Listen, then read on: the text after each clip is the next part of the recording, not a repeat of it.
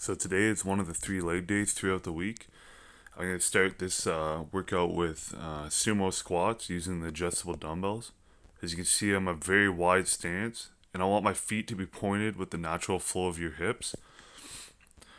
You can see as I lift upwards, I'm pulling the weights right into my thighs, and that way I can get full extension out of it. I'm keeping my chest fairly proud, even though it is lowering as I go down. And as far as locking out your knees, in this workout, I don't recommend it. If it's comfortable and doesn't give you knee problems, you could do it to a certain extent, but not necessarily prerequisite in this workout.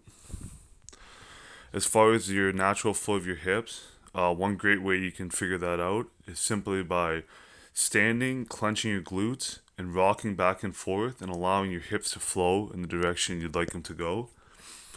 And that way you can find the best angle for your knees and feet to be pointed when you're doing any kind of squat workout. But definitely with the sumo squat, you want a very wide stance, about double shoulder width or thereabouts.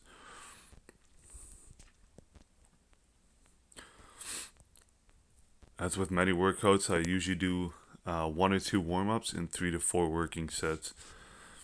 Now we're going to do the unilateral step-ups. If you're someone like me with not the best stability, I highly recommend this workout to try and train that. As I'm performing this workout, you'll see my knee flows well over the front of my foot. And what I'm doing there is I'm trying to work the inner portion of my quad, that low inner portion. If you can, drop your heel and touch the floor. If it's a little bit more of a step up than normal, like it is here, just drop your foot to the floor. Try not to put any weight on it as you go down, and as soon as it touches, come back up. You want your knee to be flowing over your foot. And this, I'm going to show you both sides. It's definitely a very important workout because a lot of the workouts you do with the Bowflex system, you're using bilateral workouts, and this one really gets your legs working independently, as well as helping a lot with stabilization techniques.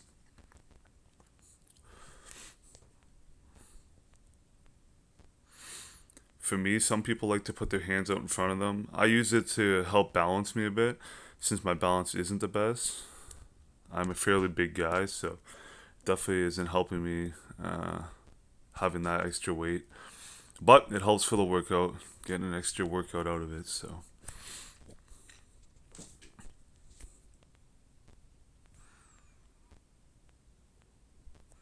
as with many leg workouts I'm doing at home, I do a very high volume. A lot of these workouts, I don't have much of a choice. On the workouts like this, the hamstring pull, you can go a little bit heavier if you'd like, but volume tends to work pretty well with legs, and it's not overly concerning. As you can see, I go down a little bit slower. I don't let tension get off the cables. Once I get down fairly low, I then blast upward in the concentric part of the movement with a light squeeze at the end. As you can see, I'm placing my hands, I'm kind of grasping the pulley systems at the bottom there. You could find somewhere else to put your hands. There's rails up front, but I definitely recommend if you can get a hold of something, it does help with this workout, and you can really get a good squeeze in. So with these, we're hitting the hamstrings and glutes a little bit. Your calves will be feeling it a bit too. Now we're going to go into a superset. As you can see here, I'm starting with quad extensions now. I find it, if I pull it up and get in position first, it helps me, as you can see there. I have a hard time figuring out what to do with my hands in this workout. When I'm squeezing, I'm not thinking about it, and they just want to go all over the place. I got nothing to grab onto. I would highly recommend when performing quad extension though, if you got a little bit lower, to actually really squeeze at the end, because not very many workouts can hit that part of the quad. I find your inner and outer, the inner portion, the teardrop, and outer portion really get hit well there. And there's really no workouts where you're putting tension on it at the full extension of your knees. Now, this is a superset, so I usually perform anywhere from 3 to 4 on each lift here. And I'm going to be going right back into the hamstring pulls now. A lot of people will hate on it, but I like to perform in between each set, very little time. A lot of people will do, like I did there, quad to hamstring per se. Then they'll take a break, a small breather, even 30 seconds to a minute, and then jump back into it and do that as a superset. I just keep going though. I find it really helps bridge the anaerobic to aerobic. So using your oxygen system to non-oxygen system, and you kind of bridging the gap. Especially on leg day, I like to do that, get a good sweat on. And that's that. Now we'll be moving on to our calves. What I like to do with the calves is I mix it up, and today I'm going to be doing the single leg calves, the unilateral press.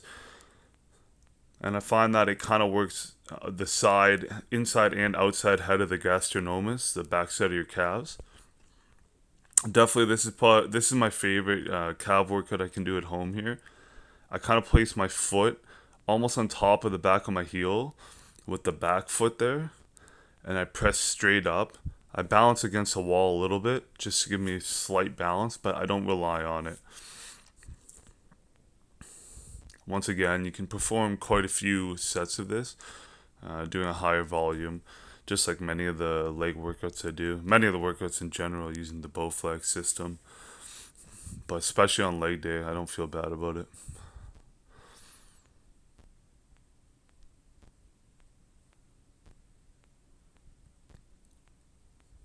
I do miss the press machines at the gym a bit for these workouts, but I find with calves, it's fairly easy to work them using the steps. You can get a really good hit on them, especially if you're doing it at the end of leg day.